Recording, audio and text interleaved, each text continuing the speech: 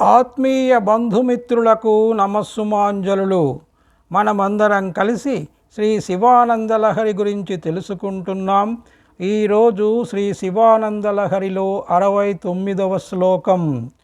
శుక్లాంబరధరం విష్ణుం శశివర్ణం చతుర్భుజం ప్రసన్నవదనం ధ్యాయేత్ సర్వవిఘ్నోపశాంతయే. శ్రీ శివానందలహరి 69వ శ్లోకం. జడతాపసుతా కళంకితా కుటిలచరత్వం చ నాస్తి మయి దేవ అస్తి యది రాజమౌళే భవదాభరణస్య నాస్మి కిం పాత్రం. శ్లోకం మరొకసారి. జడతాపసుతా కళంకితా కుటిలచరత్వం చ నాస్తి మయి దేవ అస్తి యది రాజమౌళే భవదాభరణస్య నాస్మి కిం పాత్రం.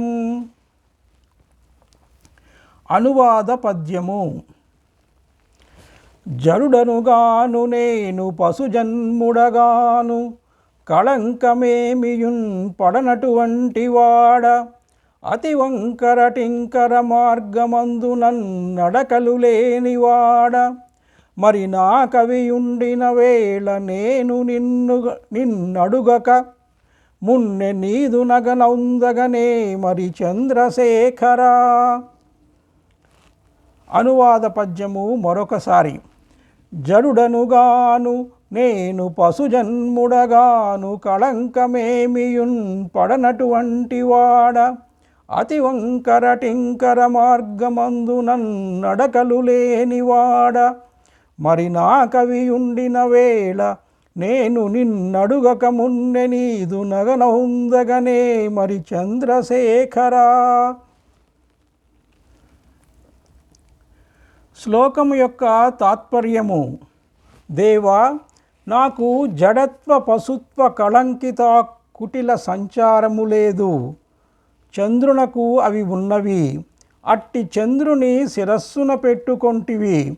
అట్టి గుణములున్నచో నేనును నీకు ఆభరణమయ్యడి వాడనేమో. శ్లోకము యొక్క వివరణము.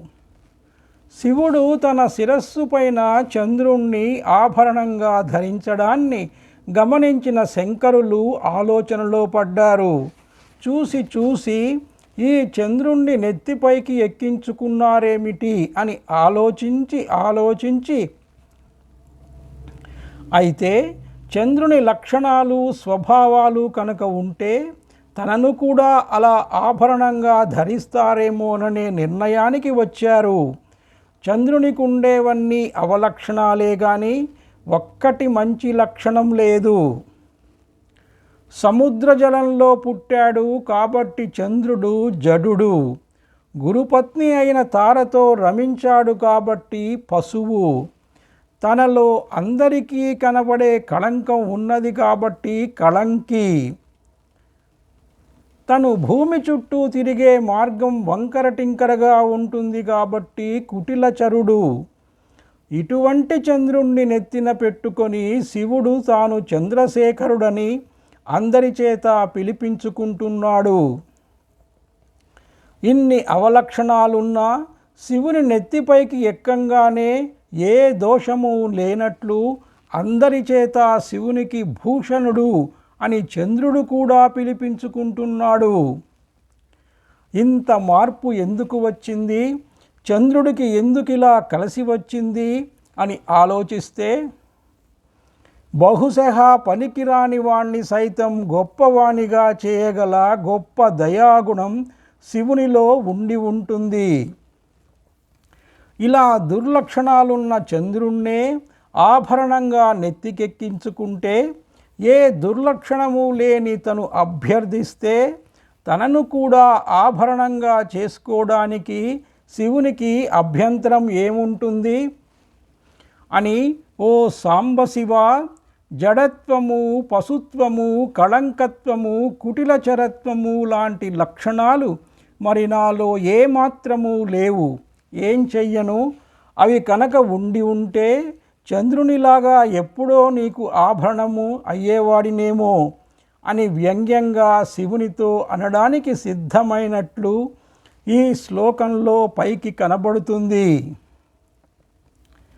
కానీ అసలు విషయం ఏమిటంటే, ఎందుకు పనికిరాని వాణ్ణి సైతం పైకి తీసుకువచ్చే సామర్థ్యం శివుని దగ్గర ఉన్నప్పుడు సగటు మంచి లక్షణాలున్న వాడికి శివుని పంచన చేరితే తరించవచ్చనే ఆశ పుడుతుంది కదా. ఈ రోగానికి వైద్యం లేదని, చనిపోవడం ఖాయమని చెప్పించుకున్న మహారోగిని ఒక వైద్యుడు వైద్య సేవ చేసి బ్రతికిస్తే సాదాసీదా రోగాలున్న సగటు రోగులకు తాము తేలిగ్గా బ్రతకగలమనే ఆశ పుట్టి ఎంతో ధైర్యం కలుగదు. నిజంగా అలాంటి రోగాలని తగ్గించిన వాడే ఘనమైన వైద్యుడు. అతని పేరే దశ దిశలా వ్యాపిస్తుంది. అందరూ అతని దగ్గరికే రావడానికి ప్రయత్నిస్తారు. అందుకే అవలక్షణాలున్న చంద్రుడి లాంటి వాడిని నెత్తికెక్కించుకొని శివుడు కూడా అలానే చేశాడేమో అని కాస్త వివేకంతో ఇలా కూడా ఆలోచించాలని శంకరులు మనకు రేఖామాత్రంగా ఈ శ్లోకంలో సూచించారు. పైగా శివుడు చేసిన ఈ పని వల్ల ఇలా దోషాలను గుణాలుగా మార్చగలిగే దేవుడు శివుడు ఒక్కడేనేమో అని కూడా వెంటనే గ్రహించి ఆయన పంచన చేరి తరిస్తాము. ఇంతటితో శ్రీ శివానందలహరిలో 69వ శ్లోకం సమాప్తం. సర్వే జనా సుఖినో భవంతు. స్వస్తి. ఓం శ్రీ మాత్రే నమః.